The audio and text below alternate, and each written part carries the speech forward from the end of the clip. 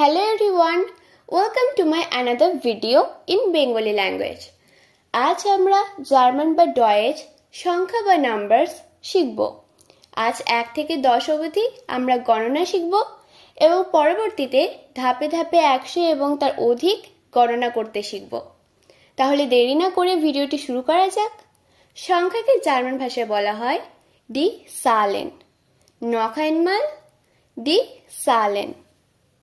0 null 0 null 1 eins 1 eins 2 zwei 2 zwei 3 drei 3 drei 4 4 4 4 5 5 5 5 6 6 6 6 7 7 7 7 8 8 8 8 9 9 9 9 10 10